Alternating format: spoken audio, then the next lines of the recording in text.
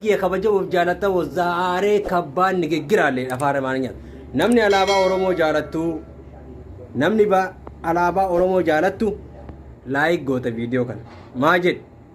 mee eenyu alaabaa oromoo ka jaalatu alaabaa oromoo eenyutu jaalata mee viidiyoo kana laayik godhi agarsiisi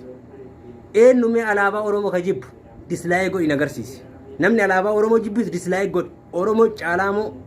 amaaratu chaanaalii kiyya hordofamu oromoo chaanaalii kiyya hordofamu nama alaabaa tana jibbu jiramu adda baafachuun barbaadadha mee viidiyoo kana laayik godhi yoo dhugaan alaabaa oromoo kana jaallattu jiraatte yoo ka alaabaa oromoo jibbitu jiraatte immoo dislaayik godhi gaggara galchii tuqqe rakkoon qabu mirga qabda siif eeyyamee jira asirratti adda baafachuun barbaadame oromoo ka jaalatu fi oromoo ka jibbadha viidiyoo kanarra adda baafachuun barbaada gara haasaa kiyya kalammataatti taraa isin jala dhaamsa kiyya dhageeffadha isin jaaladha koomentii keessa barreessaa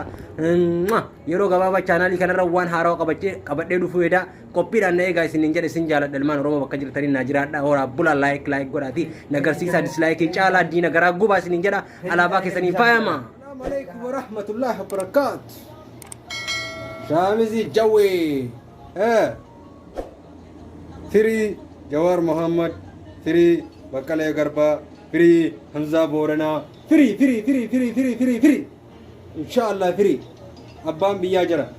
Gorada Shamisi Sani over a Pitata, the Gorada. Fayama Dema. Alaba Romole.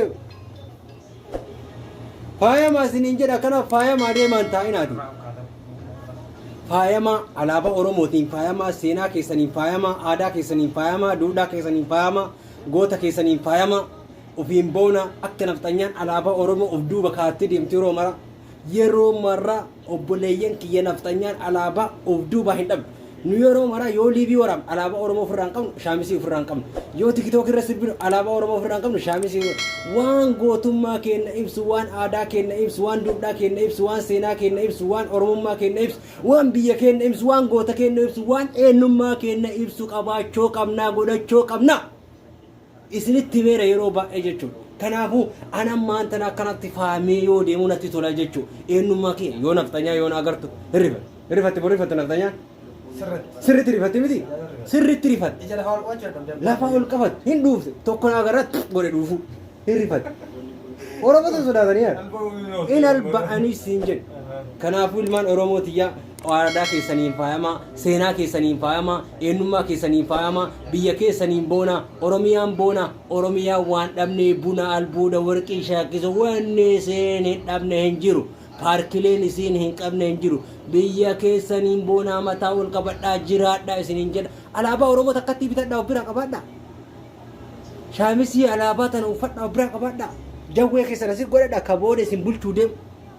baqqalaa keessan godhadhaa ka booda isin bulchuu deemu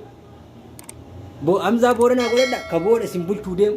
gootawwan keessan godhadha ashaagre dislike godha gootota oromoo like godha